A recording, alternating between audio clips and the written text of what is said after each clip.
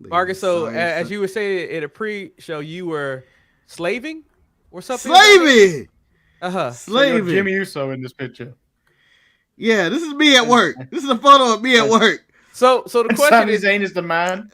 Yeah, so is Manny the man, or am I Sammy, or is Manny Sammy, Marcus? Who's holding you down? Who's about to bombard you with more work, sir? Well, you guys threw Rampage at me like it's an important show every single week. I watch Rampage 2 weeks in a row, goddammit! The only person in the world watching this goddamn show, and then you guys do not watch the show. How dare you? How dare you? How dare you? You may as well beer me over and call me Jimmy Uso. Betty, this man right here is complaining about 2 weeks when you and I committed at least 10 weeks of watching Rampage, and he said, never I'm watching this. So now you know how difficult it is for me to watch Rampage? It is the worst thing on television. Okay? It is the worst thing on television. And here I am at 6, 7, whatever it is in the morning. I think it's 8 in the morning. Really just suffering to watch it. So that's how you felt, Marcus? Just an agreement to watch it that you But thought you know what, Eric? Eric, Manny? I don't hold you responsible. It's not your fault. You know what? If next week you don't watch Rampage, I'm blaming Jimmy Uso. I hold him responsible. Shit. Oh, hey, Marcus, I know you don't like when I do this, but I'm going to do this anyway. Pissing Cody. Hey, first and foremost, shout out to Cody's shoes. Some nice spiffy shoes. I know my feet would hurt afterwards, but I like them shoes. There's some old man two-toe, and I'm about to go step in the name of love type of shoes right there. Yeah, but let me tell you something. Of the two shoes, I know Dusty Rhodes would have picked Roman shoes. That's all I'm saying. Yeah, because Dusty is a piece of work. Because he on top Roman everything. He ain't never brought up Cody. But Cody's shoes stomp out racism. But then we also have this person who makes little girls cry. Is this the future champion of WWE SmackDown? Because, I mean, if she can make the kids cry, she makes Dominic cry. Well, it's not like Rhea Ripley deciding to beat up Santos, Liv Morgan in the same night, and then you wonder, where the hell's the rest of Legado? Why did they let that happen? That was my first question. Did they get the night off? No, you guys say tonight. It's going to be light work for me tonight. Light work. I was like... Wow. It's not like we have an intro, Marcus. Everybody, welcome to the show. I am Eric. I'm little Manny Hayes. And he's Rampage, the grand finale, because he watched Rampage. He's Rampage Brown. Yeah, he is. That's it. Don't make fun of my sacrifices, okay? Okay? Do people make fun of the time Undertaker sacrificed the Boss Man and Mideon and Stephanie McMahon? No, they do not. Don't make fun of my sacrifices. So I really enjoyed how Friday Night SmackDown started off. It was a very I'm going to start the show just like that because it started off with the Bloodline coming down to the ring. I mean, there's so many things that were unanswered, and we just jumped into the full entrance of Roman to the point where Roman is about to say something, and then Cody Rhodes makes it to the arena and interrupt. Marcus, he said he was going to do it on Monday. He did say he was going to do it, but, he didn't even let Roman talk. Like, we got the repeat of the song a couple of times. Mark, do you think it was rude? Do you think it put Roman in a bad mood? No, but Cody knew between it. Yeah, between the two of them and their interests, he knew that would be the first hour of the show. So he had to get out there before the first commercial break. He had to get out there and talk to his brother, because that is his father's favorite son. That's the fun he always wanted. Betty, I did enjoy when Cody made Roman make everybody else leave the ring. It was funny because Roman said, all right, take Solo, but he didn't say anything about Jimmy, and I guess Jimmy just followed suit. I was like, what the hell's going on? It's implied. I think he just didn't. I think he didn't even know that Jimmy was there. No, I feel like I think it was like the subtle, like one of those little subtle things where he's letting his frustration of Jimmy be known that I'm not even acknowledging this fool right here. Like I'm not going to acknowledge him at all.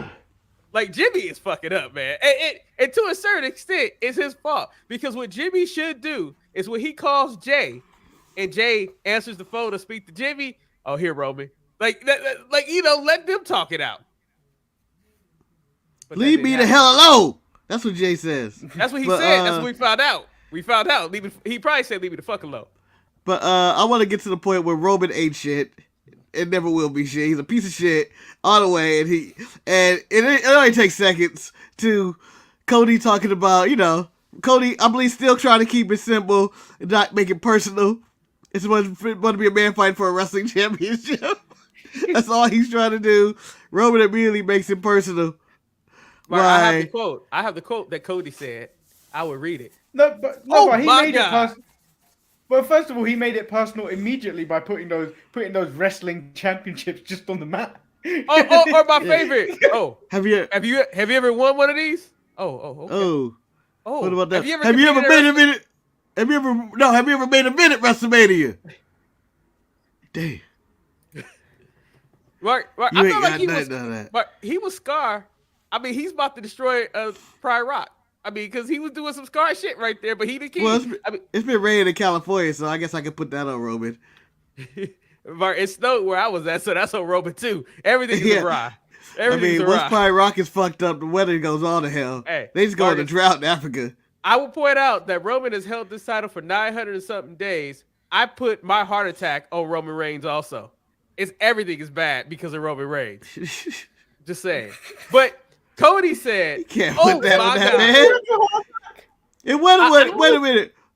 How dare you put that on Roman? I want you to put that on Jimmy Uso. I'm making it personal. Okay, I will put it on Jimmy Uso. So Cody says, oh my God, I'm not even playing on the same field. This is not chess. You didn't send Mr. Heyman to Raw to get inside my head. You sit here. You skipped over all the hateful shit he said. He brought up about Dusty. Talk about how he used to sit with Dusty, but Dusty ain't never brought you up. Marcus, I don't want to say that. Damn about you. We were talking. Me and him were playing shuffleboard, talking about gold dust and shit. But he ain't never talking about you. Back when I was in NCAA, he was grooming me for this greatness. Dusty was telling me. He was telling me all the things that are happening now. That man knew it, and then he did the Dusty impersonation, which was sick. I didn't think Roman had that in him, and he did. He had a perfect impersonation. All you have to do is push your tongue out. All you have to push your tongue out. Yeah, all you got to do. And then sing. All you got to do is. But I mean, it showed that Roman spent a lot of time with him. And it cut me deep knowing that my father situation. I felt, I know what Cody felt like. Baby, I know what he felt like. But, to the point where Cody even admitted, he says, if that's the truth, then you were the son he always wanted, and that changes everything about this story. And I was like, oh, I guess it does. Because now you mad at this motherfucker because Dusty was his daddy and he ain't your daddy. Betty, what the hell is that about? Like, it changed. It made the main event seem so much more interesting because it's a narrative. Personal. They're fighting over a dad. Yeah. But the thing is, Roman's had a whole family and he had Dusty as a side piece dad on the side. And I can imagine at the end of this, when Cody actually wins the undisputed WWE Universe Championship, he goes to his father's grave and says, I did it, and it spit on his grave. Pooey, you're a piece of shit. You really did choose Roman. But I loved everything. Why Sapphire? Why he coming out poking out with Sapphire? I enjoyed the handshake. I enjoyed Roman getting out the ring. I enjoyed him throwing the titles. I enjoyed Roman looking back at Cody. Marcus, let me tell you something. Cody going to his independent thing with his friends really made him a top tier player. I know he might only give you 3 stars in the match, but Marcus, the passion and the fire that he has and he delivered in that promo made me believe. Hold on, Eric. You just gonna call AEW an independent just like that? I'm just repeating what Cody said on the show. You said that with chest. You said that with chest, sir. I know what Hold on. He was not calling AEW the little independent company. He said yeah, that was all in. That was all his money. That was all him and the Bucks and him and the Bucks. That had nothing to do with Tony yet. Tony had no money in that yet. He was talking about All In. He did not talk about Marcus, Double or Nothing, All Out, and the rest of the history of AEW. He did not bring up anything else. That was a focus of all New Japan Star and everything. That was his little independent company. I blame Jimmy Uso for my lack of memory in that situation. It's all his fault. I apologize for that. But I thought this really set the stage for the night because I think this is one of the more enjoyable episodes of SmackDown going on because there were so many personal stories that took place after this segment. But before you go further, did you forget Sammy? Did this make you forget Sammy and Roman? No, but what I mean is, does this make you satisfied that Cody is going to fight Roman and Sammy is just a background character? Were you satisfied? Does this have main event WrestleMania all over it now? Do you forget Sammy, basically? Manny, I'll let you answer that question first. Yeah, I think they made it clear that Sammy's not part of this anymore. When they completely separate Sammy from this bit, like Roman's still talking about him in like the backstage stuff that they did. Yeah, it's basically a side quest where he's telling the boys to deal with it. So that's kind of their mission. His current focus is Cody now. So they've pushed Sammy to the side, and it's like we'll deal with if it comes to it, we'll deal with him after WrestleMania if it needs to be. But like his focus is on Cody, which is where it should be. And then we're not going to get Sammy dragged into this main event scene anymore. So I disagree with that assessment. I think this is all in correlation to the storyline because I think the whole thing that we have had with the whole Roman Reigns character is that Roman Reigns is who he is because of the bloodline. If we go back to when Austin Theory said why he didn't use the Money in the Bank on Roman Reigns was because he was like, I can't deal with the bloodline. The Sammy storyline is that he is trying to destroy the bloodline. He is trying to take the bloodline from Roman. That is the head of the snake, the bloodline. That is why Roman is so upset and so frustrated that Jay is not communicating with him. As he said, Sammy has destroyed my family, and that's why he is hiring Jimmy Uso and even Solo to try to take out Sammy. And Sammy's going to probably play a role to how Cody could obtain the championship at WrestleMania. This motherfucker had a speech, but that's not the question. I'm gonna bring this back to where we are at in 1999. Undertaker. Hold on. We're back. Undertaker is trying to take the WWF away from Vince McMahon. At the same time, Vince McMahon fucking hates that Steve Austin has a WrestleMania match against The Rock. So that is the main focus. But at the same time going on, Vince is having to deal with the boss man that's probably going to get hanged in a couple of weeks. And his daughter getting kidnapped and all this stuff. But so like it's the side story. So like Undertaker is on the side for the time being, even though that's still going on. While he's fully having to deal with, while he's fully having to deal with The Rock and Austin because he doesn't want Austin to capture that title again. It's all that encompassed into what's happening in that story. I mean, I really think this is like a good meal. Yes, the entree is Roman versus Cody, but they have so many other accoutrements that is making this meal even more. Fuck that word. Accoutrements. Yes, I said accoutrements. We have the. This is a wrestling podcast, sir. This is a wrestling podcast. We have no time for you and Cody Rhodes using words like accoutrements. Well, we have. No, he says accoutrements properly. Watch him fuck up a name in about 5 minutes. Yeah. I will not deny that. That will happen. But it could be 5 seconds. Sami Zayn. So we have all the side dishes that is making this a more, fantastic. But that is not the question. What is the question? There was dispute that Sammy should be the one to dethrone Roman heading into Montreal and post-WrestleMania. It seems like the fans want Sammy to win that title, and that they all got behind him. He is your number one babyface in all of SmackDown. Has that transition to Cody Rhodes, and do you think they did a good job doing that? Have you forgot about Sammy? I don't think for me, I never thought about Sammy. I was always riding with the Cody Rhodes train to begin with. I was on the road with Cody Rhodes. So I can't believe you're on the road to glory. I was, man. No, this man is going to change the...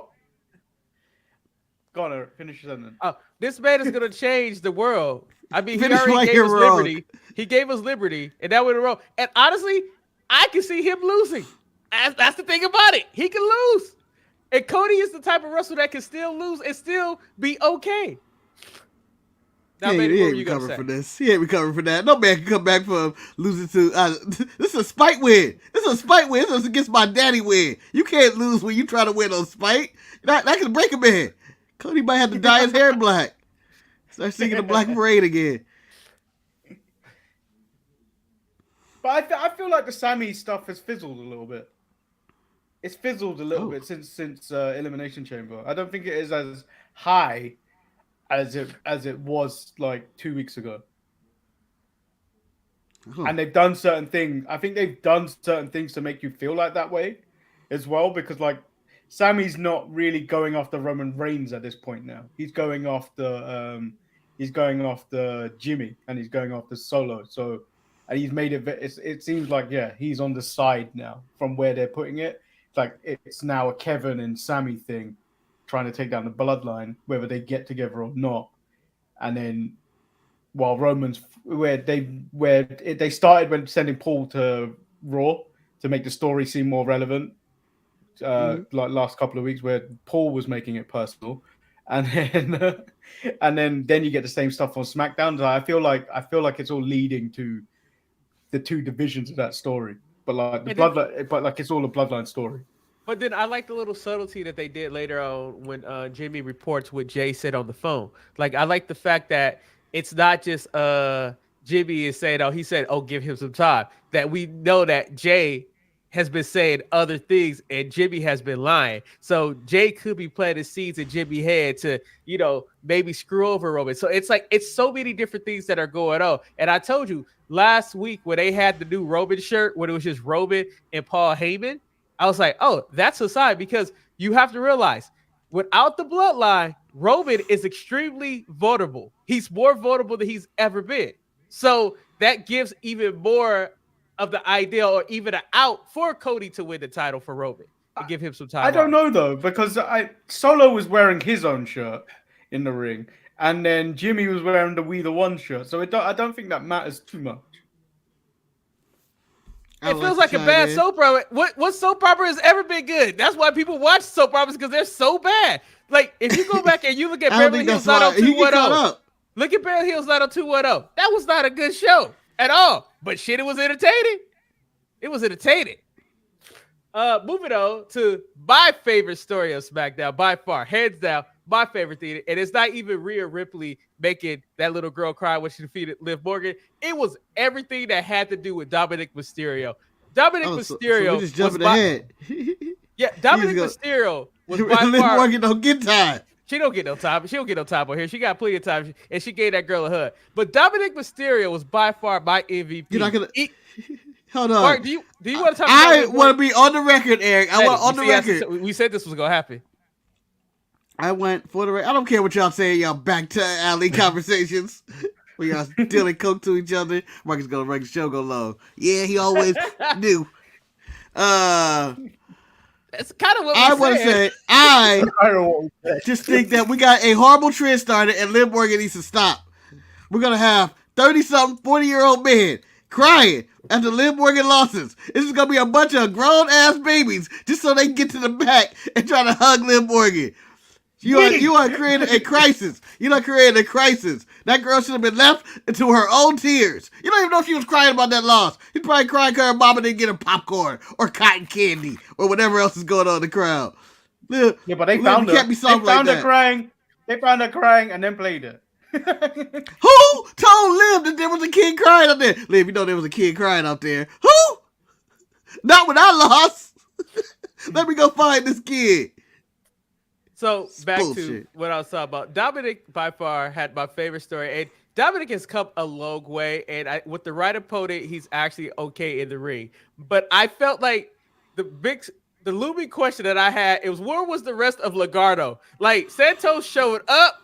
He apparently he got a match against Dominic out of respect to Rey Mysterio. He made some flirtatious advances toward Bobby. Then he get out to the ring. Him and Dominic do their thing. And then, Dominic win with the help of Rhea. I enjoyed this from when he spit on the mask in the corner, that Rey Mysterio autograph for him. The mask got tore up. Rey came out. Dominic took a cheap shot. I love this story. This is one of the most personal stories, and I really can't wait for WrestleMania to see Dominic versus Rey Mysterio. Betty, did you like this whole saga that took place between the Mysterios, Escobar, and Rhea Ripley? There's too many side characters in this, Eric. For the last month, it was Karrion Kross telling Rey Mysterio he's a bad father. TikTok, motherfucker, TikTok. And then now we add Santos to this. I was like, why? Just let them Rey do the real thing. You're a man of color. We are all men of color, and we have all taken them beatings. We have all taken the beating from our parents. Rey, don't try and act like you're better than our parents. Ray is acting like the colored. Wow, the minority parent in public who will not hit their kid in public, but behind the scenes, when we get home, what's gonna happen when we get home. You know what's gonna happen. I'm gonna rip that Louis Vuitton shirt off. I'm gonna rip you the fuck up. I'm gonna beat you to the point where the white meat show up twice. I'm talking to you gonna end up with bone cartilage. So you're beating him up like Mark Henry. Yeah, you gonna beat him so he black and blue. So Mark, did you like the interaction, or do you think that using Santos here was a mistake? I thought it was fine. I thought it showed the dominance of Rhea Ripley. I think Dominic gets to be a straight up punk and a bastard. And here's my hot take. Christian's a heel. MJF's a heel. Roman's a heel. They ain't no Dominic though. Ain't no Dominic. Ain't no Dominic. Dominic is, people hate this man. He is hated for just little things, and it's the right build. And you may say he sucks and he has quote unquote X-Pac heat to go away, but nah, man, he's heat. That man is hated for all the right reasons. I'll tell you this right now, and I will stand on this sword. I know people will say that I'm an idiot for saying this. Dominic has gotten better week after week of embracing the role that he has, and I think he is improving. And yes, he should have done this in NXT to get better, but I think he's finally realizing who he is as a performer, and having Rhea Ripley by your side makes things a lot easier. But I'm just saying, like, it's like literally, if you had to rank him in the Judgment Day, he's like number 2. It's like Rhea, Dominic, and then you figure out Finn and Priest. And that's no. He's 3. He's above Priest. We ain't above. Okay. Yeah, Priest is in the back. Priest ain't making WrestleMania. Someone sat down with Priest and Natty at the same time and said, "You're not gonna be on WrestleMania this year." You know what? Oh, go ahead. I was gonna say Dominic, I'm going for the School of West and having illegal merch at WrestleMania, where I will be wearing a orange Dominic hoodie with his face on there, DOM on the back. For no reason. Wow. And two, when I think of Dominic, I think of only half baked when they're in jail and Nasty Nate is coming after somebody and Squirrel Master, played by Rhea Ripley, is protecting him, and then he gets to go, "I'm somebody's bitch." That's who he is. And it's like, that's funny to me. I don't know why. So, speaking of random segments where Damian Priest could have popped up in, let's talk about this segment that became so personal that it became ridiculous. Drew McIntyre came down to the ring and decided he was going to challenge. He was going to challenge Gunther for the Intercontinental title. Sheamus looked like he was in the process of getting dressed. Was like, how the fuck he going to do this behind my back? Like, literally, Sheamus was hot. He was hot. And you know what I wanted. You know it's the only belt that ever escaped from me. You know what it means to me. You know what it means to me, mate. And you come at me like this. And then next thing you know, you have LA Knight who comes out there. And I think the greatest thing about the whole LA Knight involvement is that he's cutting a promo. No one cared. No, he's cutting a promo. And like Sheamus and Drew are still arguing. They don't care what he has to say. They don't care. Then that's followed by the New Day who cuts a promo on LA Knight who nobody cared about. And then the mind-blowing moment of it all. LA Knight, you can't win on SmackDown and you trying to win on WrestleMania, which is a damning argument since Kofi whooped his ass last week. How dare you? But then the biggest what the fuck moment happens for me is that you have fresh shaven Karrion Kross come down to the ring. I'm like, why did he trim up his facial hair? And why was he dressed like he was going to a nightclub? I was very confused about his. He just came in the Goba Cabana. He had a fucking Hawaiian shirt. He had a $500 rock silk shirt on, right? Then I was like, what are we doing here? And I was like, for the first time, I saw Karrion Kross in a different light, and I was like, what the fuck is going on? But he didn't say anything.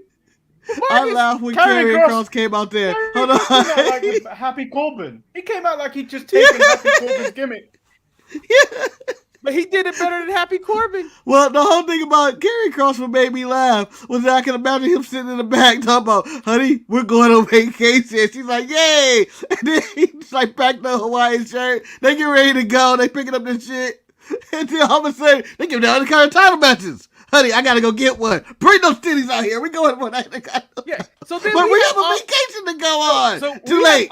We have all this nonsense go on, right? And then next thing you know, we go backstage and we see where Skittles got attacked and injured Ronda Rousey. No, Skittles attacked. Yeah, but then that led to Tegan Knox having to tap out to Shayna, who came out to Ronda music, which doesn't matter at all because we go backstage where Kayla Braxton is interviewing Gunther, and Gunther is frustrated. You can't skip over that she came out to Ronda's music and Natty got her music played for no reason. What the fuck? Why can't these two women get that? Yeah, what was that? I didn't even notice Shayna coming out to Ronda's music. I didn't. But I did notice when I heard Natty's music. I was like, oh, Natty's wrestling? I thought this was...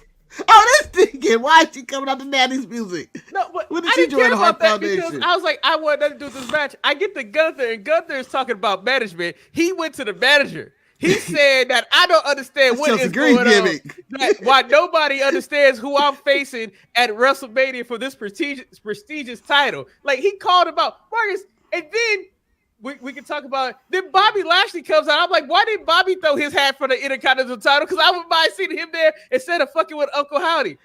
Well, the Intercontinental title situation is amazing right now, and I was more impressed with shaving Karrion Kross than anything else. What about you, Marcus?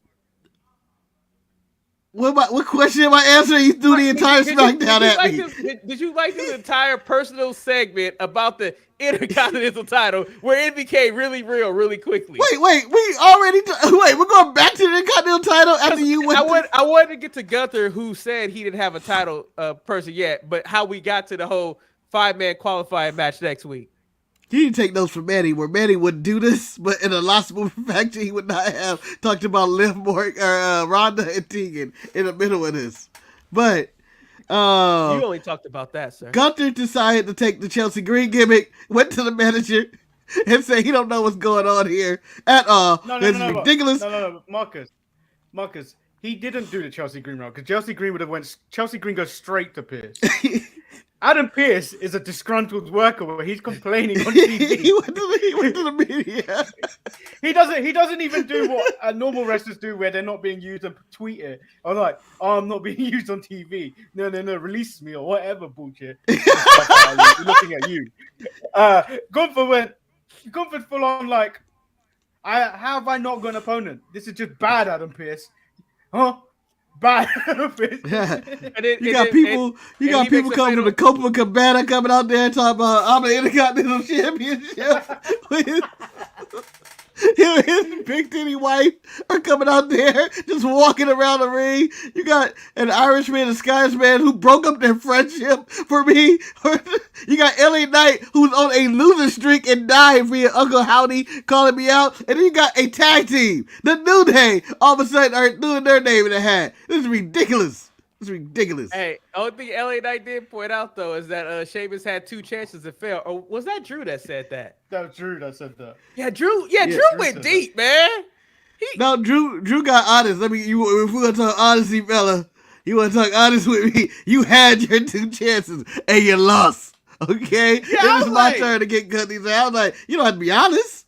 So let me point out, like, I enjoyed this episode of SmackDown so much, but then when they told me what was going on next week, I was like, how am I supposed to tune into this shit? They're like, oh, we got this fatal 5-way, Coffee versus Cross versus Sheamus versus Knight versus McIntyre, but then they throw in, we're going to also have the Viking Raiders versus Braun Strowman and Ricochet. I'm like, who needed that match? Like, why? The same person that can't wait for Lacey Evans to appear after the Raw after Mania. Is it the same person that said Brock Lesnar needed to fight Omos? Well, I would like for Vince McMahon to have walked out at that moment, that very moment. Ladies and gentlemen, this is the Intercontinental title. It will not be defended this year on WrestleMania, like every year for the past 5 years. So we had the main event, Sammy versus Solo. Solo got a win.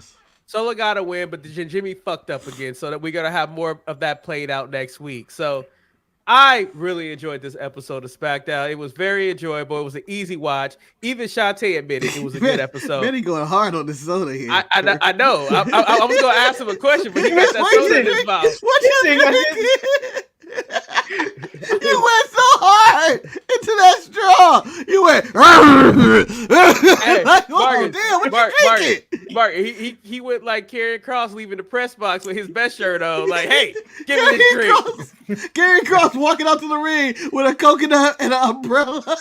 I'm telling you right now. Talking about I should be number 1 contender. Karrion Kross. You on vacation. Karrion Kross with his shirt, his he about to miss your flight. And then Dominic tearing up the autographed Rey Mysterio mask just made my weight this week on SmackDown. I didn't think Dominic was going to be able to rip it. He was struggling. Me neither. I think it would have been funny if him trying to rip it and then handed to Rhea. I can't do this. Can you help me with this? If anybody's listening, I'll still take that ripped up mask. I'll have that shit sit right next to me. I think that's an amazing trinket to have. And you know what was another good week? We had no hit row on this episode of SmackDown, which is always good. Yeah, but we had one of their representatives on Rampage this week. Well, since Manny won the door. I also a couple of weeks ago you mentioned that what hit row is missing is Swerve. I don't think so. I think you were wrong, but to make that decision. I think Hit Row is missing the NXT crowd because that's the only reason they were over anyway. That might be the case. It could be, but because that Mogul's affiliates is trash. Trash. Patrick Bordeaux came out looking like Ludwig Borger out of 1994. So Marcus, since you split the time and you watched this main event of Dustin Rhodes teaming up with Keith Lee, who was the fan. You had to think of his name? No, Mark. I miss because he ain't the man I want to do. Him and Dijak both need each other right now. Lee is a phantom and Dijak is a cop. We don't know what's going on. And they went against Swerve and Parker. Did you like this main event? I want to say for the record, I have no memory of this match, even though I know I watched it. I think my last memory was, what the fuck is Keith Lee wearing? Why is he wearing a cape and robe and all this? I mean, when did he join the Wizarding World and become a Fat Dementor? He played the bunch of Hogwarts Legacy. Yeah, and then I go, you know what? Keith Lee is basically TV dad right now. That's all he's doing. He looks like Reginald, what's his name? Reginald Vell Johnson. Reginald Vell Johnson. And everything he's ever I'm sorry, been in. Reginald Van Johnson, not Vell. Whatever. I almost called him Call Winslow. Before you came online, Marcus, I was telling Eric that I this match made me Google, first of all, how old Mark Henry was. This is fucked and then up. second, and how old Keith Lee is. It's got to be 20 years difference. Keith Lee is 38. Mark Henry is 51. Mark Henry looks better at 51 than Keith Lee does at 38. Hold on, Manny. Let me give you a contrast. Let me reveal something to you. I am 38. And you look much better than Keith Lee. Yeah, I know. That's what I'm saying. That's what I'm saying. I do not look that bad. Let me ask you a question, Mark. I'm curious. Yes. Would you want to have hair again? With the only exception, it had to be gray. Not like that. Not like that. Okay. I don't want to look like an 80-year-old man. Okay. Guys, can I ask you guys a question? I want to. I feel like Keith Lee is getting Social Security right now. I saw this when I watched Dynamite. Compare him to Jeff Jarrett, Eric. Who look younger? Marcus, you had to pick Jeff Jarrett, Edge, Lita, or Keith Lee, and you had to pick them out of a lineup, and you told me which of these are people in their 50s. Marcus, Keith Lee will lose because he's doing the thing that black people are not supposed to do. He's aging. Like, he just looks really bad. But Marcus, something that really threw me off this week with AEW is that they did it again 2 weeks in a row that I actually thought that I was watching the Rogue episode of Dynamite, is that they had Orange Cassidy. Before you go into this shitting on AEW, Eric. I'm not shitting on them. Are there any positives you have to say on the show? No, this was about to lead to a shit thing. No, it's not. It was. It was. You said AEW did it. There has never been a positive comment where you're set to start before. Let me talk about AEW. It has never been a positive comment to say after that. And then you say your next sentence, then they started with Orange Cassidy. I can only imagine.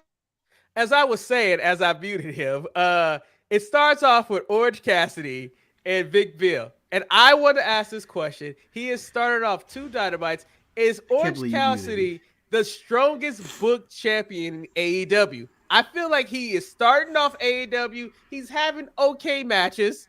But it's like he's actually defended his title. What do you guys think about this all-elected championship probably being the most defended and actually competitive title in AEW? Marcus, I turn to you. Okay, Betty, I'll turn to you because Marcus is muted himself. You had me shut the fuck up. You know this is an attack. This is an attack question. You know what we're supposed to say.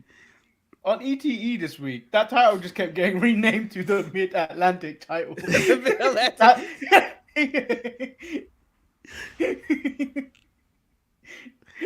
yeah, this title. I mean, the title's still trash. It's been carried around in a backpack. That's how good this title is.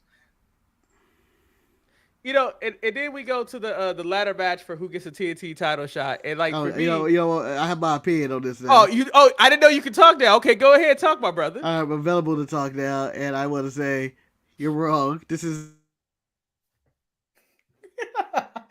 I didn't beat you this time.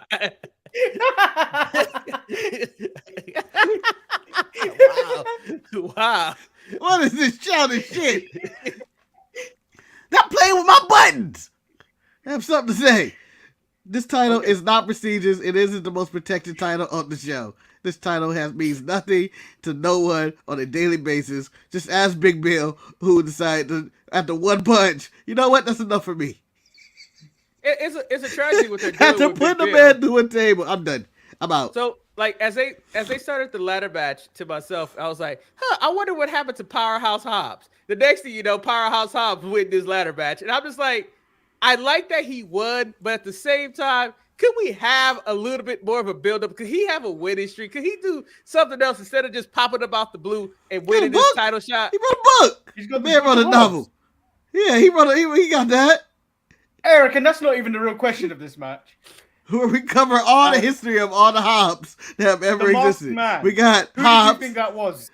Who, Commander? I don't know who Commander was. No. Who did you think it was? Because I thought that was Bandito at one point. I thought it was Bandito too. And then they said, "Oh, it's Commander." I'm like, "Who the fuck is Commander?" For the record, I thought it was Ray Phoenix. at one point, and I thought it was also. I was like, Dragon Lee here, and then I thought it was Samurai Del Sol, aka Kalisto, and then I was like, I'm wrong on all of it. And then they're like, look at Commander. Manny has also decided to strip the King of the Ropes, Grandmaster Lee, of his title of King. And said, Commander is the new King of the Ropes. Which I can't argue. That man ran laps. He ran laps. I've never seen a man do that. But Commander is so AEW that no one told us who he was. He's just in this match. You get a random mention from the commentator Excalibur about, oh, Commander is here now. And I'm like, could you guys build this up? Like, I don't know who he was. He did an impressive move. And now we probably won't see him for 5 weeks. We won't see Commander at all. Tune into AEW Dark, where he teams with Serpentico as they fight half a top flight with Dante Martin. Got murdered.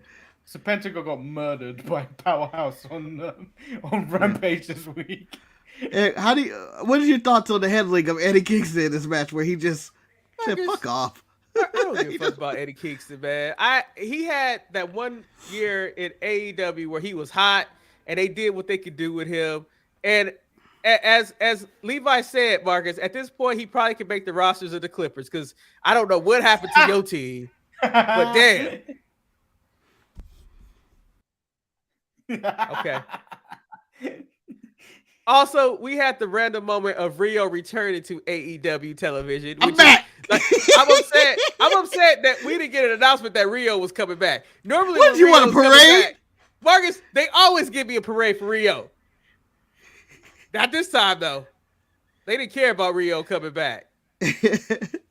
Rio's like, she comes on to work so much where it's like, Rio, you here? Yeah, we put you in a match tonight. Oh, shit. Betty, I'm here to get my check. I know I missed your opinion, but Tony Storm, you were the biggest fan. I think you still are a big fan of Tony Storm. How did you feel about her taking this loss to Rio? It was unnecessary. Like, she's going into a title match. She's going into a title match. No, Tony doesn't have a title match. It's just Saraya. Yeah, it's Saraya, Ruby Soho, and Hayter. Tony has nothing going for her right now. All Tony has is a spray painted ass. That's all she got.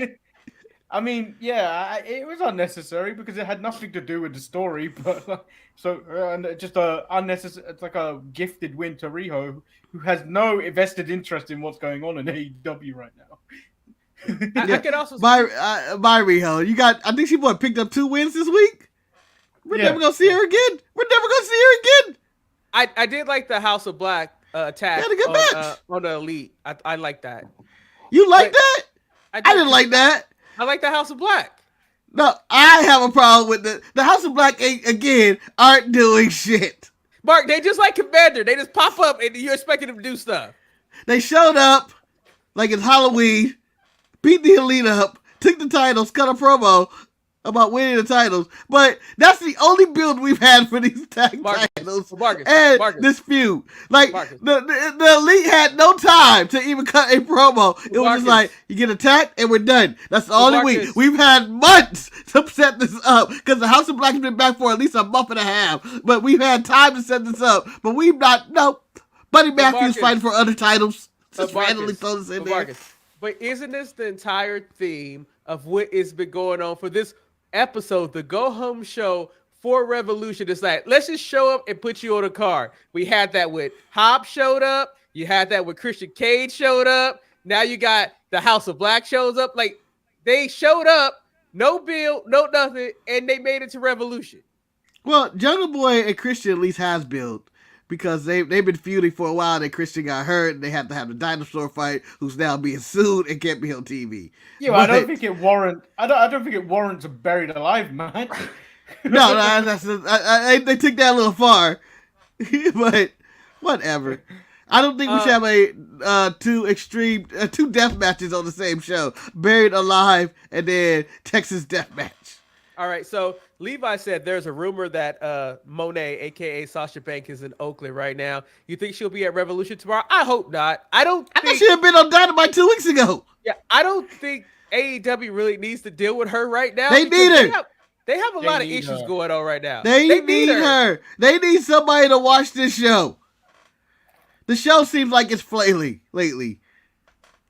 Like it seems starless, and they don't have a reason to watch every Marcus, week. if Dynamite gives you Chris Jericho versus Pretty Peter Avalon, then you know you got issues. That's like You of all the picked people Peter you got. Avalon last week. No. You caused this. Last week, we said people who are underused and should be on Dynamite more. I picked a reasonable answer, like Brody King, who was used this week to get this trios match. Manny chose who won the Sonic Ring. And then you picked Peter Avalon. How far was he supposed to get, Eric? Our guys got title matches. Marcus, Peter Avalon got a haircut, damn it. What can I say? So let's talk about AEW Revolution. I mean, yeah, you had the closing segment with Brian Danielson or Daniel. I don't know what his name is at MJF.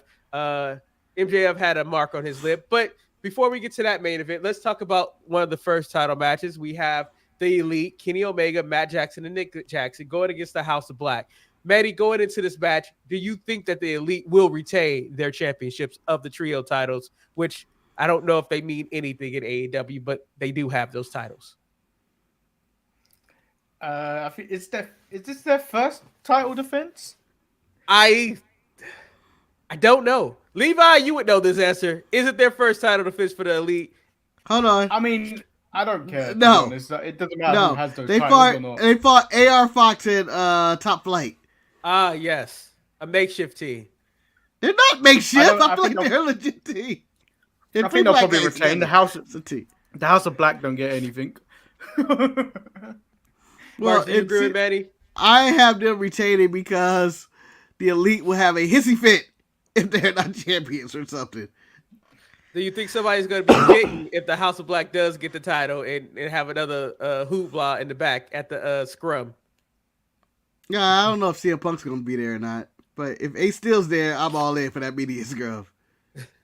I hope the House of Black wins. I think the Elite has done absolutely nothing with the Trios title. I also don't want the Trios title. What can you do with the Trios title? No, it's just a Marcus, second tag team title. Can I finish, Marcus? Can I finish, brother? It's just a second tag. You've seen that tag team battle royal. No, I think they have no tag teams because all their tag teams are in trios now. The Lucha Bros, the House of Black, the Bucks and Kitty, all in trios. And look at the tag team division. You got the Butcher and the Blade in the finals of a tag team battle royal. That's where we're at right now. As I was trying to say, I need them to lose the trios title because I think that AEW is squandering an opportunity that their best tag team and their best singles wrestler is in this trios instead of fighting for their respective divisions, because the tag division is in shambles, and the main event title picture after the 60-man Iron match, you don't know where they go from there. You just don't know where they go from there. You need MJF is retaining. There is no way. I am going to bet my last dollar, the last dollar, that MJF retains the title. So I'm not asking you about that match yet. Will Wardlow get his title back for Samoa Joe? One of the worst titles squanderings ever. Wardlow had so much momentum, and the next thing you know, they did what they did to him. I don't know if I'm even looking forward to this match. Who you got, Marcus? Wardlow or Samoa Joe? You've been riding with Joe for a long time. Are you still on that train? I am 100% behind Joe beating Wardlow, but I don't understand why Wardlow is going after this title when he has claim, and I count claim to the AEW Championship because he beat the current AEW Championship not in 1 hour, Brian Danielson, in like 10 seconds in Las Vegas. And Wardlow went to the same barber that Karrion Kross did, got a new haircut and everything. Manny, do you think Wardlow can defeat Samoa Joe? Because, I mean, Samoa Joe is another champion that barely shows up, but at least he wore a suit this week. He's the champion of television, Eric. He is the king of television in all wrestling. He has both TV titles, which is TNT and TV title. He's I believe he's on TV. He got the Twisted Metal TV show coming out. This is Samoa Joe at the peak of his powers after 30 years in the business. But I have Samoa Joe retaining and then losing the title to Powerhouse on Wednesday. Okay. So moving on, we have Chris Jericho versus Ricky Starks. If a match that really don't need to be on the show, but is on the show because I guess it's in Chris Jericho's contract. Betty, who you got? You want Ricky to beat Chris, or is Chris going to beat another individual? I have a feeling Chris is gonna do something stupid because the JAS are banned. He'll probably just change the name of the JAS. So the JAS may be banned, but he might call them the BAS or whatever. The BAS. He'll do the luchador mask again or something like that. What was the last faction called? Not the pit. What was Jericho's last faction called? I forgot. Circle. The Inner Circle. The Inner Circle. Yeah, he just recalls them the Inner Circle. And I got Ricky. Because Starks has got a win over Jericho. I got Jericho winning this. Marcus, who you got? I just want I'm just gonna make it quick. I'm gonna pick Ricky Starks winning, and he's just gonna Jericho's gonna put him over and say, "Oh, I made a new star," like he did Action Andrade and everybody else. He said he put over, but this is like not standing for the national anthem. This is like taking a knee doing the national anthem. You better sing that. You may get killed. Okay, Levi. You may get killed. Levi. I know there's a bunch of comments out there, but I would like to touch on Levi, but I'll let you get through this card real quick. No, man, because we gotta talk about Levi. You the most loyal AEW person I know. If you go there and not sing Judas, that is blasphemous. Because even me and Marcus, and I'm the biggest hater. If I'm at an AEW show, I'm belting Judas at the top of my lungs. It's just like, you got to. I feel like you have to sing that one, Wild Thing, Ruby Soho for no reason. Ruby Soho. And you gotta go for Jungle Boy. Fuck that shit. Oh, you gotta be a part of that experience. Don't take that away from yourself. I also have Action Andretti turning on Ricky Starks in this match. I hope so, but I hope Ricky Starks wins. I hope this is a situation where they're trying to create a new face in the company. I mean, Ricky can talk. I mean, he's a little weird looking, but I mean, it's still something else going on. I mean, him and MJF had a thing. They had a thing. I feel like that was going somewhere. I'm more interested in Ricky Starks versus MJF than I am Bryan Danielson, the best wrestler in the world, my favorite current wrestler, than I am in that match. Like, if it was Ricky MJF at Revolution, I'm all in. So now no pun intended. Now we're going to a few matches of why are these even taking place. There's not enough time to build them up. We have Christian Cage going against a Jungle Boy, Jack Perry. The man is talking about his father on a weekly basis who's been dead.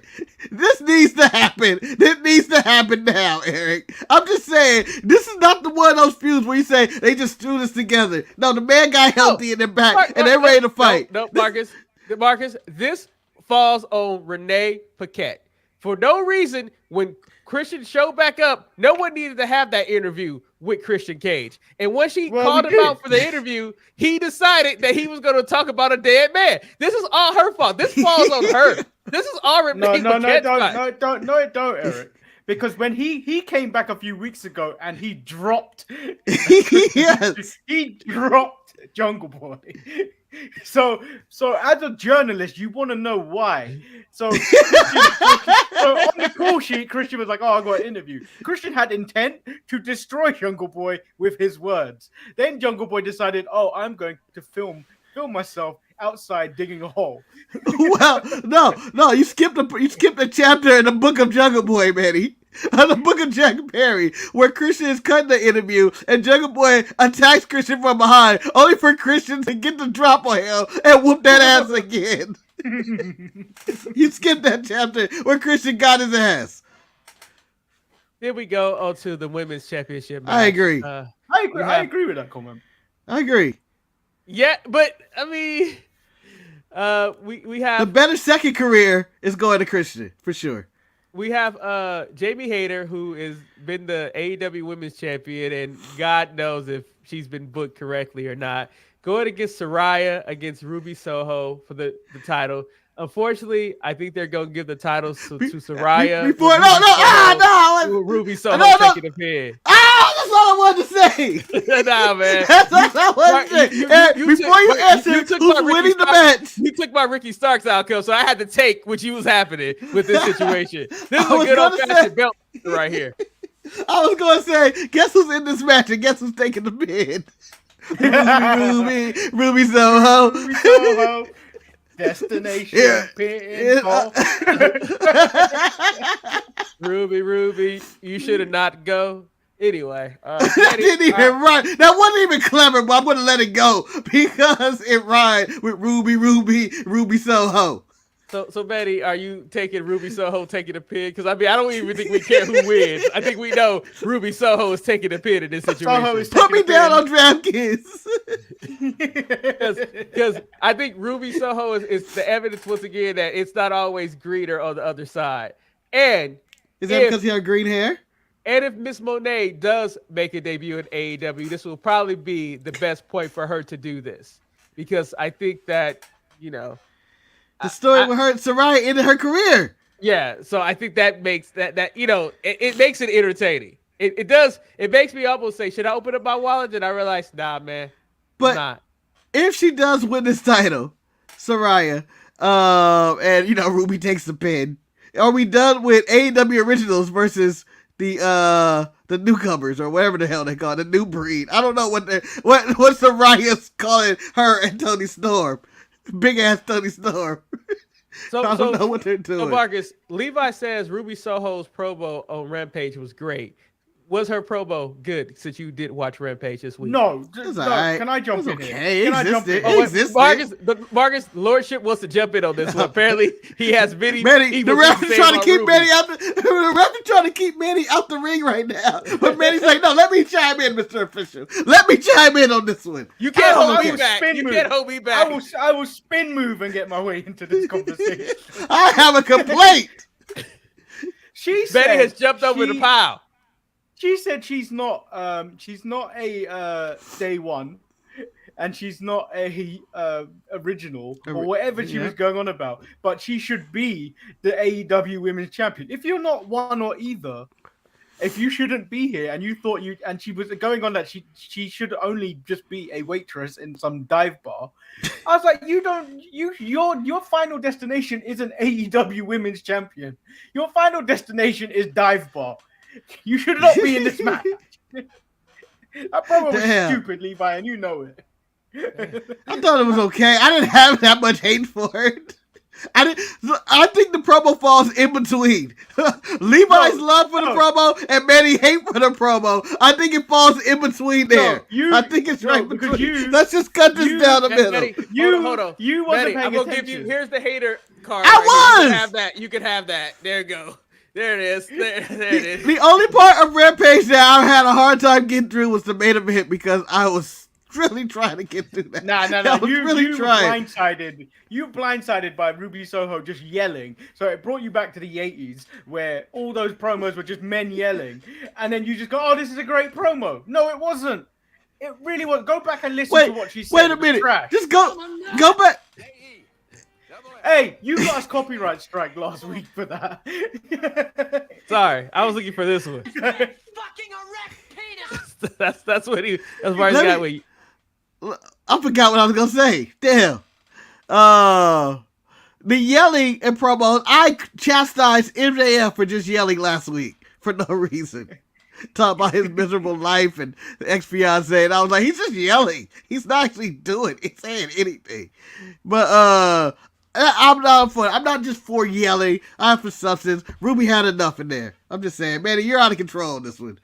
Well, speaking of being out of control, you just hate Ruby Soho. Still, the most unexplainable belt dumping and belt changing in AEW is the Gun Club having the championships and their tag match going against Anthony Bowens, Max Caster, Jay Lethal, Jeff Jarrett. Excuse me, once again, Triple J, and Orange Cassidy and Danhausen for a title. I can only imagine that they get their titles back, right? No. The Acclaim, they get their titles back. No. No. The ship to sell. At this point, the way they're booking Orange Cassidy, I can see him just taking all the belts. Mark, can I pause real quick? First of all, Levi, I'm not going to allow this trolling because, first of all, Bianca Belair would never cut a trash ass promo like that, and you'll be distracted by You just can't. Just no. You didn't even hear the promo. And the other thing is, if you actually watched on Tuesday, I did extensive research as to why Bianca Belair is the worst champion in WWE right now. She has like 8 Carmella defenses. Yes. And then let's point out, too, Bianca Belair was involved in a WrestleMania promo video that I did not care too much for. No, it And tells you to Bianca watch Belair it was from- terrible from- this week. She came out her Asuka and said, "I don't know what you said, but I didn't like your tone." It better, Betty, it better you have been. to, Hold on, feud. Betty, you have to understand something about black women. You don't have to understand what was said. Tone carries more weight than words. Yeah, it does. I understand that No, concept no, of You that. can literally say, "Oh, I love what you did with your hair." Bitch, What what's does that that tone? mean? What's What wrong she with said- you? She was like, "Oh, it better have been me and Bianca Belair are gonna tear up WrestleMania. Otherwise, we have a problem." Yes. That was the worst promo ever. Levi, don't say that because I'm about to take off. I'm about to take off next week if that's the case. I just cannot take Jeff Jarrett with a gold in 2023. I've got the Gun Club retaining. That was the word. And I have FTR coming back to take them titles off them because the last match FTR had was a loss to the Gun Club. Hey, Betty, I have. Betty, more I don't faith- have FTR coming back. I'm seeing Punk and Monet showing up more than FTR coming back Betty, at this Let me point. put it this way: I have a better chance that Marcus and I will see FTR in Los Angeles at WrestleMania, somehow helping Edge against the Judgment Day before I see them ever showing up on TV again.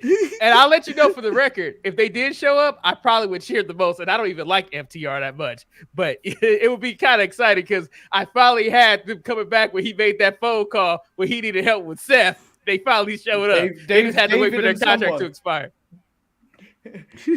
I'm just saying, he bled the hallway. John Moxley and Adam Page will be in a Texas Death Match. All I know is there's going to be blood in this match. A lot of blood. Just a lot. Adam just gonna probably say, will win. Pass.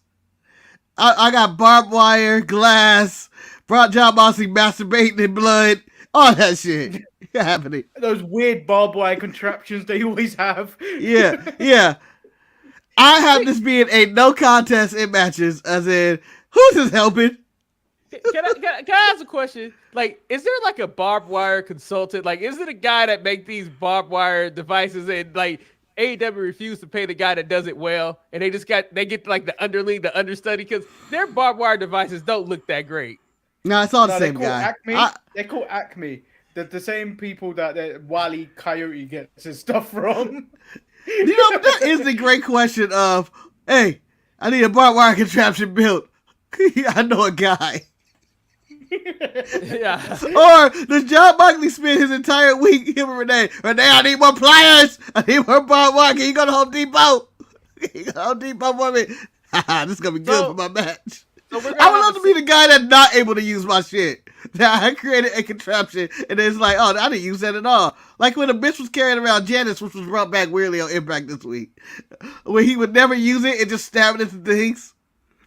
I'm just saying. We're gonna get who makes these? We're gonna get a 60-man Iron Man match with probably two participants that one of the participants I wouldn't really want to be in this Iron Man match. I'll be completely honest. I don't want to see MJF in Iron Man wrong. match.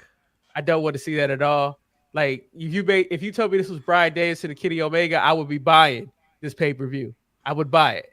But nothing about I feel like this is gonna be like early peak Randy Orton with a lot of chin locks and headlocks going on to elongate time and some tomfoolery happening outside the ring. I don't know what to expect from this match, but I don't expect much. Marcus, go ahead and explain to me how Bryan Danielson will make MJF look good in his loss. Well, I'm going to say Dave Meltzer's going to give this 6 stars. I'm going to watch it like 3 times. It's going to be the greatest Iron Man match of all time. It's not in Japan. 5 stars then. 5 stars. 5. 5, sorry. But no, I think they're going to have a great Iron Man match. I think MJF is the most underrated wrestler as a wrestler in the business today. And I think that they're going to deliver. And I think it's going to have some good story. It's going to have momentum. MJF is in the best shape of his life. If you look at his photos, you know, his thirst traps, I guess. I don't know. I don't look at his thirst traps, Marcus. Compare you spend a lot of time in your free time looking at MJF thirst traps. I like to know if my wrestlers and contenders are in amazing shape, okay? Just like boxers, I like to know if they're in amazing shape. Just like they used to bring up in hot time. Chip's in amazing shape tonight. Well, that explains why you have no investment in John Moxley and Hangman Page's match. It's true. It's also true. Moxley's in the best yeah. shape of his life. But it's not amazing shape. It ain't Seth Rollins shape. It ain't I'm, Finn I'm, Balor shape. I'm going for the record when the announcers say a lot of times in the 80s they say both men are in amazing shape. They weren't anyway. I mean, like right now, You see the John fattest dude on Moxley, the planet. John Moxley is in that level of shapeness that Roman Reigns was before he's in his pretty weak shape right now. Like Yeah. you know, Roman was just fat. Like that's where John is at right now. I got when I think about both men are in amazing shape, I'm going all the way to Eric Boy, Jonathan Majors, and Adonis Creed. When I would look at both men and go, both men are in amazing shape. John Moxley is not in amazing shape. That is amazing shape. Those dudes are like, I was like, they must be miserable people. They have no joy in their life. They're only eating grains of rice and dust. Like they have to be miserable. Although I would like to give Michael B. Jordan the pettiest person of the week, and I love it. I love his corny? petty. 'Cause he's corny? Huh? Yeah, she called him corny. You called me the corny kid, huh? Yeah, I remember you. Take that shit.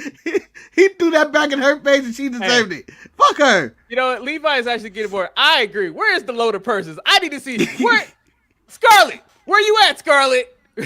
Put that She has metal a- dildo in that purse Scarlett and don't knock carry no somebody out. bag. Scarlett don't carry no bag. She worked with Firebooks. Yeah. I feel Somebody gotta Scarlett have is a someone that reason. doesn't have. I feel Maurice Scarlett was the does not last person carry. to have a loaded bag. I feel like Scarlett is someone that walks around with no bags, no ID, just people just let her in. Like, just let her in. She has no reason to be here. Let her in. What about you, sir? I need some identification from you, Mr. Cross. Just let her My in. name's Let her in. She's okay.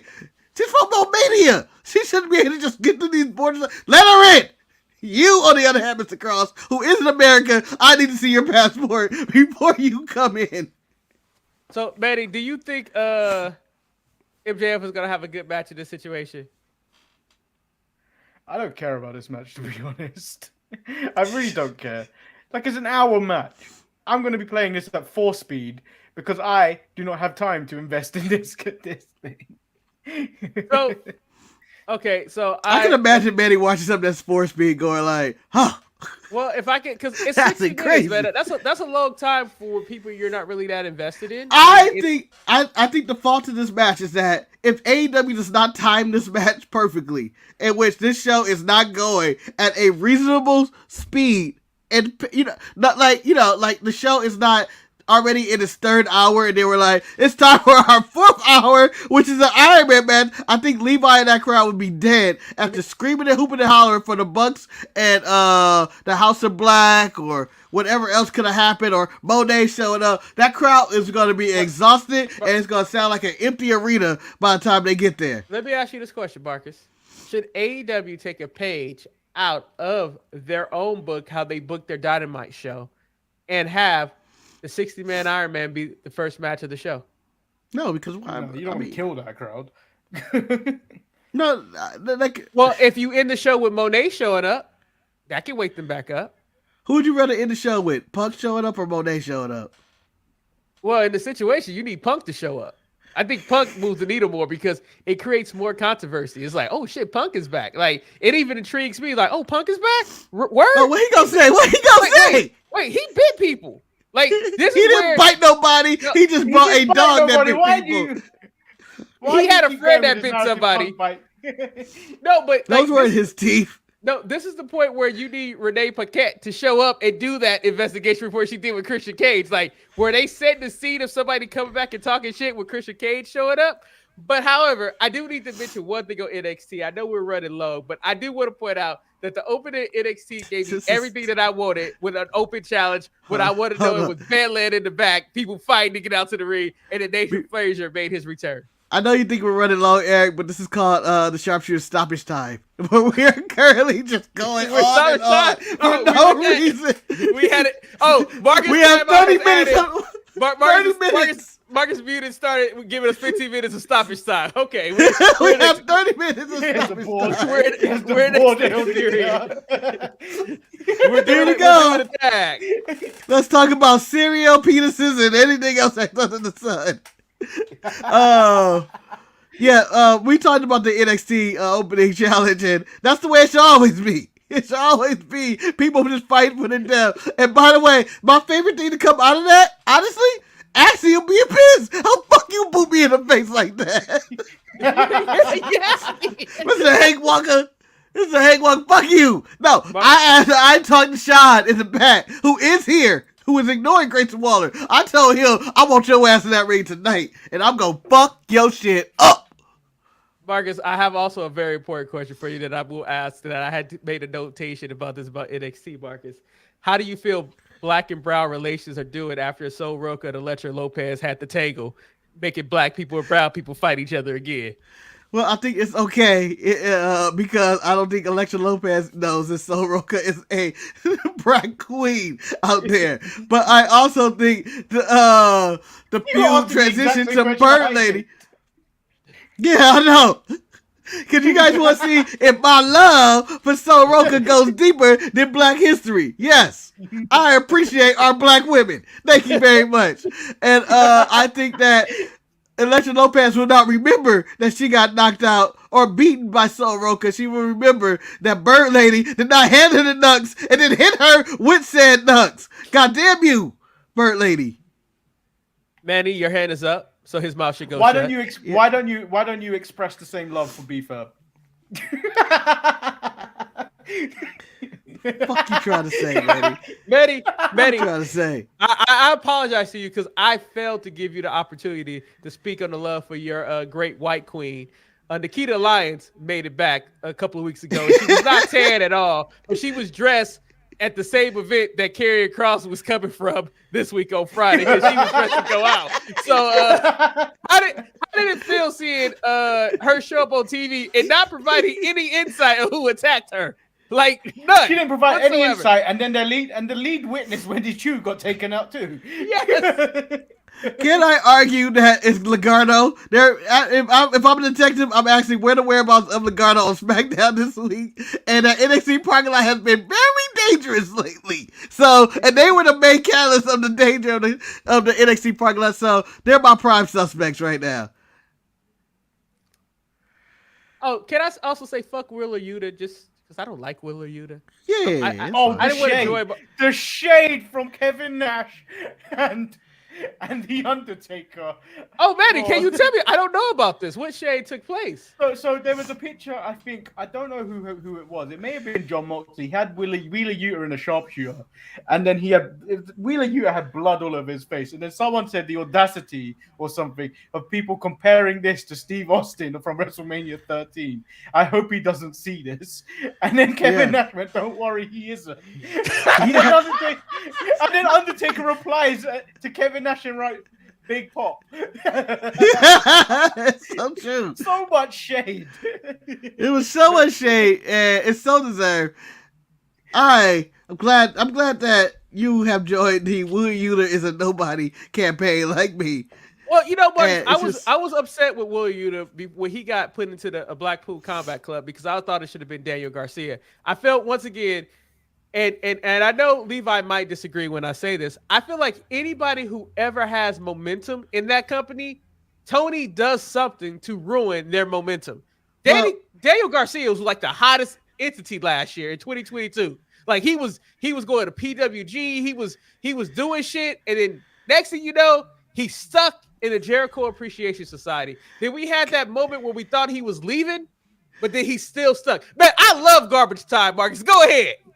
Can I jump in? It's stoppage time for the one, not garbage time. Stoppage time. Sorry, my bad. But it's a lot of garbage being spewed out. I would like to say Tony Khan books his shows like Brooks and Jensen prepare for dates and understanding with me. He should zing when he should zag. But he zags instead of zigs. And that's the reason why we're in this situation right now. We need to stop zigging and zagging. Didn't think that would come back at this point, did you? It did, though. Those are your boys, Eric. Those are your boys. Hey, you can explain to me why they have to be on TV every week. Explain to me. I understand the appeal for Orange Cassidy being on my show every week and then getting, title matches and winning and stuff. But why is Brooks and Jensen on TV every single goddamn week? Marcus, I don't understand I don't understand why Brooks and Jensen's on TV, especially when Jensen is clearly the Rickon of NXT because he doesn't know how to zig or zag. And yes, I brought it back a Game of Thrones reference because you know, Marcus, if Rickon would have ran and zigged a little zag, he couldn't shoot him with that damn arrow. He would be alive to this day. He need to learn routes. He learned routes. He got run routes like Terrell. They would have had a Lord in Winterfell if he could have zigged and could have zagged. But at the same time, you think about it, if he can't zig or zag, he should not be in charge at Winterfell. But I'm not trying to go back there. If Rickon went to the school of Cooper Cup, he would have been able to run those routes and get out of harm's way. Marcus, I cannot explain to you why Brooks and Jensen is always on TV, but Fallon Henry, the secretary. And, where's the secretary at? Was Fallon Henry. Where's Q at? Where's Q at? Where's Q at? G. I know she's one of the letters. Yeah, you got you. Where's ASS at? You have to understand.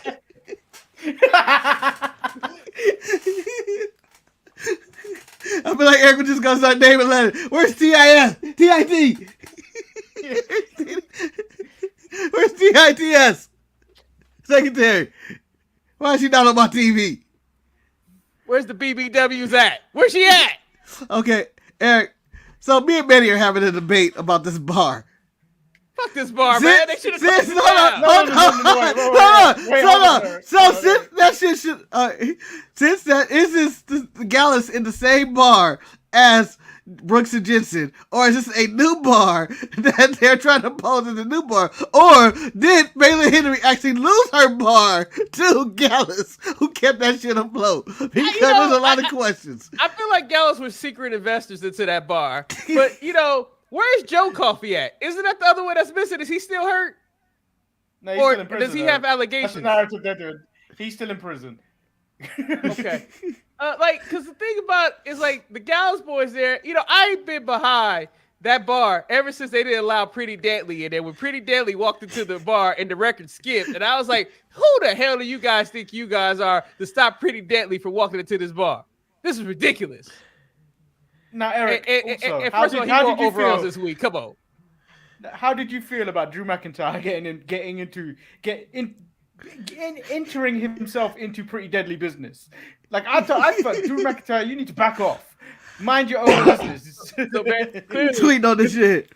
This is when the rift between him and the Brawling Brutes took place, because he didn't want this to happen. This is when Shane was like, "Why are you talking about that shit?" And he knew that's when Drew McIntyre was in the back plotting no shit, doing intercontinental title shit and stuff like that behind his back. Yeah, I mean, still my favorite moment. I want this title. All right. In garbage time, my last question. Eric, UFC is taking place tonight. John Jones is returning to the Marcus, octagon. I've contemplated. I feel like I need to spend money, but I don't want to. I can't support a cokehead. Here's my question. Because there's cocaine buried. Hold on. There's cocaine buried theaters. This is how this was going. I don't know how you read my mind. Mark, I know how your mind works. I knew this was happening. And there's cocaine buried theaters. There's a fake fight in Adonis Creed and Jonathan Majors, whose name I forget is in the movie. I don't know. I think it's something like Damon or some shit. It's called The Brother Who. Or would you watch John Jones do a real fight? So you have three options of all the same thing that's somehow all connected to John Jones. You got cocaine, you got fighting, or would you watch the legit fight? So one of those options are already eliminated because I'm going to see Creed 3 tomorrow. We already bought tickets. We're seeing that tomorrow. Because Shantae has already told me she wants nothing to do with Cocaine Bear. So you have no intention of watching Revolution tomorrow. I have no intention of Revolution. You say I'm gonna watch. I can't watch an hour fight, but I'll watch Michael B. Jordan and Jonathan Majors for 3 hours. Yeah. I mean, I feel like I think I'm even sacrificing the Laker game against the Golden State Warriors for Creed 3 too, because I think they might be the noon game. But that doesn't really matter because they're probably going to lose anyway because that fucking asshole is coming back tomorrow. He will pick the Lakers to come back. You guys are blessed, okay? You guys are blessed. Okay? You guys are blessed. You guys lost LeBron to a foot. We gained Russell Westbrook. I don't know how we are worse. How we are worse. You lost the leading scorer all-time NBA. And then somehow we gained Russell Westbrook. And now we are a below 500 team. How did that happen? Because, hey, first and foremost, you guys are blaming. You guys are blaming. now. Hey, aren't the Knicks surging, Manny? Congratulations to you. The Knicks are surging. No. They have this every year. I've been off that train for a very long time. My emotions through the Knicks go through Stephen A. Smith, so I just allow that to happen now. I don't really follow I really like the move that the Knicks made. I love the move that the Knicks made when they acquired Josh Hart, a former Laker. I thought reuniting him and Jalen Brunson together in the backcourt was a nice move to go. Villanova boys play well together. I mean, but you know what? Eddie Kingston is a prototypical Knicks fan, though. He do look like a Knicks fan. He looked like he just yelling things at the set. What the fuck? Why don't he just pass the ball? Why don't he just pass the ball? Like, just yelling stuff that's not basketball related, but simple. Oh. Yeah, you know, he keeps saying, oh, yeah, this is going to be the year that R.J. Barrett breaks out. This is his good year. Keep shooting those threes, R.J. Barrett. Keep shooting those threes. I was with him at the, we were getting a swabber together, and he told me he was going to get 29-7 tonight, and he did. He got 31-8. But, that's what Eddie Kingston always sounds like to me. But, don't fall for this Knicks shit, Eric. This is every year.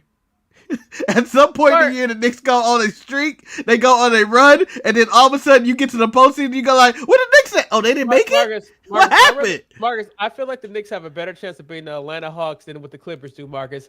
When I watched that Golden State clip from the Clippers game, and you saw how Draymond was sagging off of Westbrook, I was like, at a point, you gotta pull him. You gotta pull him.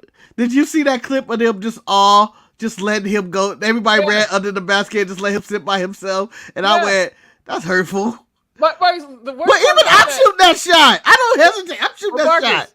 I don't know what happened because when he was on the Lakers, they didn't do that type of defense. Like, he was shooting that shot. So I don't know if he just trying to be on his best behavior or what. Westbrook need to play like Westbrook. He do. He can't play like Westbrook. All he is stats and turnovers. I want this man gone from our team. We were fine without him. He sound like the New York Jets. We were fine. You leave the Jets alone. Manny, I wanted a better reaction to that one. That's all I got. No, Eric, that got personal. When he got that shot, he was like, "No, Eric, you leave the Jets alone." That was like you threatening one of Manny's kids. Mark, is that like me being Drew McIntyre and him coming out being Sheamus? What are you doing? You know I want the IC title. You know I want the IC title. You know I was always chasing it. They were talking about the IC title like it was a woman. But Manny, you know I've been trying to go there. Though? You know what Marcus don't realize in this situation? That he's LA Knight. The fuck? I just want to point out, you guys can't come at the Jets till the next season because I have a win over the Steelers and I have a win over the Packers this year. Here we go. You two, we talk again about the Jets next season when we become shit again. I didn't want to do this. When the last time you guys won a Super Bowl? When you won a Super Bowl? Because both Marcus and I have Super Bowl victories and you don't. Just tell me when Zach Wilson decides to fuck something other than somebody else's mother, okay? Because he was fucking everybody up last year. He fucked the Jets up, he fucked the Steelers up, he fucked the Packers up, and he just ruined y'all year. I remember when the Jets decided to sign our trash known as Le'Veon Bell. How did that work out for you guys? Didn't work out too well, did it? Oh, by the way, I also like to clear. You're hating on the Jets, which is easy pickings.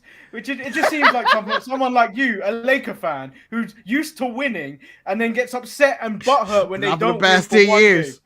Hey, Letty, that's typical Laker fan. I attended one game this year. That game, I got to see LeBron play, I got to see AD play, and I got to see them win. Do you know how rare that is for a Laker fan? It's very rare. I got the unicorn game. I'm sorry, Marcus, that you're probably seeing the Lakers play without LeBron. Marcus, you're the reason why LeBron keep getting hurt, motherfucker. Because every time you have tickets. We ain't bought the tickets yet. And then he gets reevaluated in 3 weeks, so maybe. Just maybe. Hey, can I also say George made a decision that he ate a one. I appreciate that he understands he ate an alpha. Yeah, but you don't bring a piece of shit there. I would also like to put this on the record books. Guys, Tuesday I will be there for the show, but from Saturday through Tuesday, I am putting myself in a state of darkness, just like Aaron Rodgers, just to clarify my life and just make right decisions. That's what I'm going to do. I'm going to a state of darkness. Does that mean there's no show next week? No, it will be a show on Tuesday. I'll be back out of my state of darkness. But Manny might not be on the show on Tuesday. If you were for the pregame, you would know that. But I didn't send you a link. But we can talk about that off the air. So you may have to go to your Solitude of Darkness a little bit earlier, Marcus. Or you could do the Stephen A. Smith show. What, the solo show? Do a solo show, Marcus. I want to see you do Solo it. show is hard to do. Solo show is hard, but Manny, I will attempt Manny, it. I'll be up there If flailing. there's any person that could do it, it would be Marcus. He's still going on. It's 3 hours later. Why is he still going on? He would be To be arguing fair, with I've himself. done a solo show that went on for like 5 hours. Oh, that was you with your hands, though. That Wait, wasn't you by yourself. You had your hands. I think I also did a solo show once too. It was just, Manny, why are you holding Vaseline? Because I have dry skin. Oh. Why did it sound like he was about to go into an ad? Manny, why you holding Vaseline? Well, Eric, I have dry skin. And whenever I would like to remove my dry skin, I use Vaseline. Hey, we only got, 600 to go before we get us a Squarespace ad? I can't wait. And it's how, Build your it's how website with I stay Squarespace. young. I apply Vaseline and I believe, thanks to R-Truth. Yeah, if Keith Lee would have did this, he wouldn't be looking like Marcus. a piece of shit. Keith Lee need to get some of that stuff that Will Smith used in Bad Boys Part 3 to dye that hair, man. I can't remember what it was called. But you know, when Did you Martin see was that Chris Rock comment? He I watched did. one of Will Smith's Yeah. movies just to see him get whipped. I found it kind of funny. That's funny as fuck. But you know, I watch that movie, see him get whipped. I'm gonna try to watch his special tonight too. Marcus, we don't really need to watch that special because you know he's just gonna do the jokes that we saw. Yeah, you know. Yeah, I mean, You never know. Maybe he got some new shit there. he ain't got no new shit, Marcus. We was part of the tour where he was working on new shit. But that's all I had to say about that. And we got 4 minutes to go. We might as well make it a 4-hour 30. What? Might as well. Why I mean, do we let's- gotta be a 90-minute show? Why do we have a full Manny, 30 minutes of stoppage time? Have you finished Hogwarts Legacy? I feel like you should have. He finished it like a month ago. Yeah, I'm getting rid of it. I'm not keeping it around for DLC or whatever. I can't be bothered to do all the collectibles and shit. I'm getting rid of it. I'm kind of glad I didn't go deluxe edition because that's a digital copy. I got the physical standard edition, so now I can trade it in for like Well, two-thirds I of what mean, it was consider that actually you if I beat paid it for fairly quickly. You get at least a good portion of your money back on that trade. Yeah. And then I think I'm also getting rid of FIFA 23 physical copy because it's going to be on Game Pass in like maybe the next month or so. So Are you Big going to bet. use? Are you going to use the money to put towards WWE 2K23 to have your Lord and Savior John Cena in your house? I mean, I am, but I'm gonna get the Super Cena edition, but I'm probably not gonna be playing it I don't need it 3 days earlier than I would. Can I also give WWE credit that they really hyped up Rivals? Because for whatever reason, I've never been tempted, but watching The Rock and John Cena Rivals seems like it's interesting to me. And I know, I lived it. yeah. If you want to Levi- hear a document on it, go back to previous episode of Sharpshooters where I was talking about how John Cena just destroys The Rock on a weekly basis. I am not buying the new Zelda game because I have not turned on my Switch or my Steam Deck in a while, and because I'm just taking a break right now. What? 'Cause as You Mar- don't stop What? collecting. As- You as- don't as stop Mar- collecting. As- As Marcus and Manny would put it, if I would say it the other way, I have been working on my smut, aka I've been doing more photography and I've been investing time in that. That port has really got to you, huh? You really lost in the game now. What the hell is that? Because that's what your women do. I ain't have one picture that someone did that. While they're At all. crying and while you take the pictures, like, Yeah. you push them together. And she's like, my milkshake brings all the boys to the yard. Yeah. I think also Eric also has his women bent over. He say, "Hold on, honey, you're not doing it right," and then he just goes like this with them cheeks. Wow. Wow. His arms are set in the jaws of life. Ugh. Take the photo now, quick! Get some light in here. Get some light here. You guys are making it sound like I'm a doctor, a bad doctor, and you're making me cry inside. Yeah, you're a doctor. God. There's only one person I feel like has an OnlyFans. He does, but you have to be nasty to get it. Not a nasty boy. To get Eric's OnlyFans, you must donate $500 to the show. What? He only gives it to really dirty boys with dirty stinking money. Hey, if someone donated $500 right now, you better have OnlyFans. Now I know how soccer players feel with that last minute of stoppage time. It's like, God damn it, will it ever happen? Will it end? Because this is ridiculous. I'm trying to take it to the quarter, but right now it's getting uncomfortable. It has gotten really uncomfortable. The heat is on you. But the heat is on you.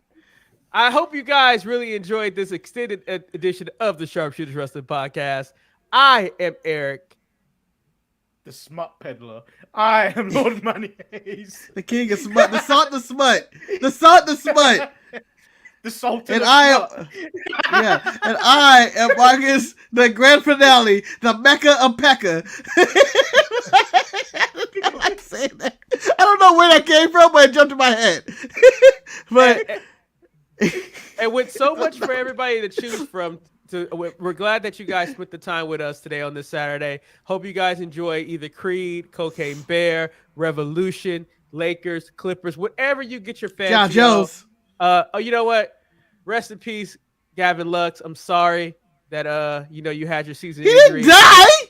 But hey, if the rumors I have read that they might try to pursue Tim Anderson, go ahead. He could be dancing me because, ain't that like bringing an outspoken black man to the Dodgers again? Because that'll be two markets. That'll be two. And you know what happened last time we brought a black man to the team? We won a championship. I like that you not acknowledge David Price as a black man. Is he still on our team? I think so. I thought he was go. He might be. I think he's go, Marcus. Well, he go then. I think he go, Marcus. I also have adopted Freddie Freeman as a black man because that's the blackest name in all of baseball. Freddie Freeman. From Orange County, though, huh, Marcus? I don't say where he's from. Anyway. He is black as Sol Roca? No, he not, Marcus. Sol Roca. I knew Sol Roca was black, Marcus. Only you did. Because Sol was in her name? Why you think she was called Sol Roca? She Black Rock. I don't know. Just say. Anyway, her favorite wrestler was Soul Man Rocky Johnson. I thought you were gonna say Coco Beware, but whatever. What's Coco Beware got to do with Sol Ruka? They're both black. Stay sharp. We're go.